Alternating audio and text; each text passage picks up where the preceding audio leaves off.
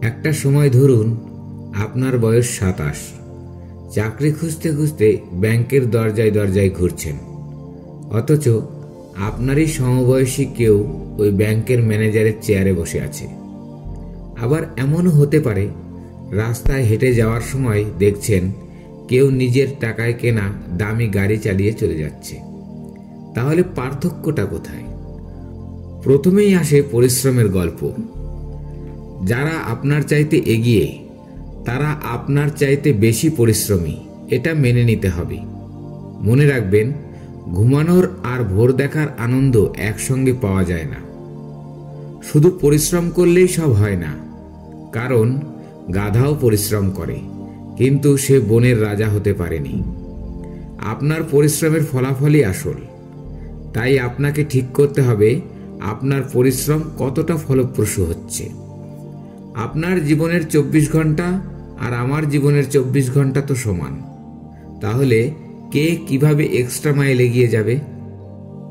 এক কথায়, যিনি বাড়তি সময়, বাড়তি পরিশ্রম আর বাড়তি পরিকল্পনা দেন, তিনিই এগিয়ে যান। আমার বন্ধুকে দেখেছি, অন্যরা যখন ঘুমিয়ে থাকে তখন সে রাত জেগে আউটসোর্সিং করে। ও রাত জাগার সুবিধা তো পাবেই। আপনি বাড়তি কি করলেন সেটাই ঠিক করে দেবে আপনি বাড়তি কি পাবেন। আপনি ভিন্ন কিছু করতে না পারলে ভিন্ন কিছু পাবেন না। বিল গেটস রাতারাতি বিল গেটস হননি। শুধু ইউনিভার্সিটি ড্রপ আউট হলেই স্টিভ জবস কিংবা জুকারবার্গ হওয়া যায় না। আউটলায়ার্স বইটি পড়ে দেখুন। বড় মানুষের বড় প্রস্তুতি থাকে। নজরুলের প্রবন্ধগুলো পড়লে বুঝতে পারবেন উনি কতটা স্বশিক্ষিত ছিলেন।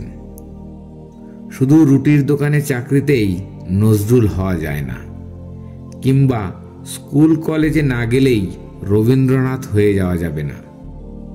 সবাই তো বই বাঁধাইয়ের দোকানে চাকরি করে মাইকেল ফ্যারাডে হতে পারে না। বেশিরভাগই তো সারা জীবন বই বাঁধাই করেই কাটিয়ে দেয়।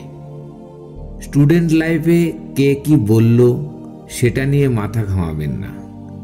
যে ছেলেটা প্রোগ্রামিং করতেই পারতো না, সে এখন একটা সফটওয়্যার ফার্মের মালিক।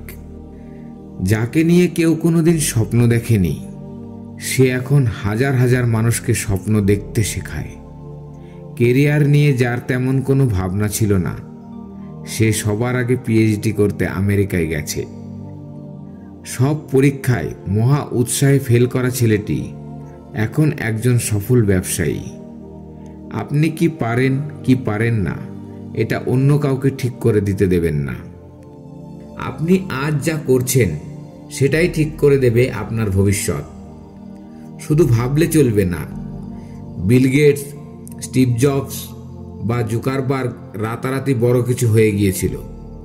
তারা জীবন নিয়ে বড় স্বপ্ন দেখেছিল, কিন্তু সেই স্বপ্ন পূরণে অক্লান্ত পরিশ্রম করেছে। অপেক্ষার গল্প নয়, প্রস্তুতির গল্পই সফলতার গল্প। সরকারি বিশ্ববিদ্যালয়ে চান্স পাননি, প্রাইভেটে পড়ছেন। আশেপাশের মানুষ বলতে শুরু করেছে তোমার জীবন তো শেষ। কিন্তু সত্যি কি তাই? কে ঠিক করে দেবে আপনার জীবন শেষ? এই পৃথিবীতে কেউ আপনার জন্য সীমানা তৈরি করতে পারে না। আপনি যেখানেই পড়ুন না কেন, সফলতা নির্ভর করে আপনার প্রচেষ্টা আর মানসিকতার উপর। ডাক্তার বা ইঞ্জিনিয়ার হওয়াই কি জীবনের একমাত্র পথ? আপনি আপনার সামর্থ্য অনুযায়ী বড় কিছু করতে পারবেন। শুধু দরকার নিজের লক্ষ্য ঠিক করা আর পরিশ্রম করে যাওয়া। চ্যাটিং, ডেটিং আর অজুহাত দিয়ে সময় নষ্ট করলে আপনার গল্প শুরু হওয়ার আগেই শেষ হয়ে যাবে। যে গাড়িতে আপনি আজ ইউনিভার্সিটিতে যাচ্ছেন, সেটি কি আপনার টাকায় কেনা?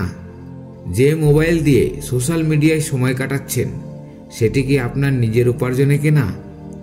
একদিন আপনাকেই পৃথিবীর পথে একা দাঁড়াতে হবে, আর সেই সময়ে প্রস্তুতি না থাকলে আপনার পায়ের নিচ থেকে মাটি সরে যাবে। তাই আজই শুরু করুন। ভালো বই পড়ুন, ভালো মানুষের সঙ্গে সময় কাটান, ভালো কাজের অভ্যাস গড়ে তুলুন। শুধু হাহা হিহি করে জীবন কাটানো নয়, জীবনটাকে বড় করার স্বপ্ন দেখুন। আমাকে অনেকেই জিজ্ঞেস করে আপনার মতো সফল হতে হলে কি করতে হবে। আমি শুধু একটা কথাই বলি, অসম্ভব পরিশ্রম করতে হবে। শর্টকাট বলে কিছু নেই, সাফল্যের কোনো সহজ রাস্তা নেই। অন্য কেউ যখন পরিশ্রম করছিল তখন আপনি মজা করেছেন। এখন সময় এসেছে সেই ব্যালেন্সটা ফিরিয়ে আনার। যে সময়ে জীবনটাকে কঠোর পরিশ্রমে গড়ে তুলতে হয়, সেই সময়ে যদি শুধু আনন্দে মগ্ন থাকেন, তাহলে জীবনের আনন্দটা আপনার হাতছাড়া হয়ে যাবে। জীবনে হয়তো 1000 বার ব্যর্থ হবেন, কিন্তু সেটাই আপনাকে 1000টা শিক্ষা দেবে। ব্যর্থতা থেকে শিখুন, থেমে যাবেন না। সফল মানুষদের গল্প শুনুন, দেখুন কিভাবে তারা প্রতিটি পদক্ষেপে সংগ্রাম করে সামনে এগিয়ে গেছে। আজ থেকে শুরু করুন, আপনার গল্পও একদিন কাউকে অনুপ্রাণিত করবে। মেনে নিন, বদলান, এগিয়ে যান। এই 3টি শব্দই আপনার জীবনের মোড় ঘুরিয়ে দিতে পারে।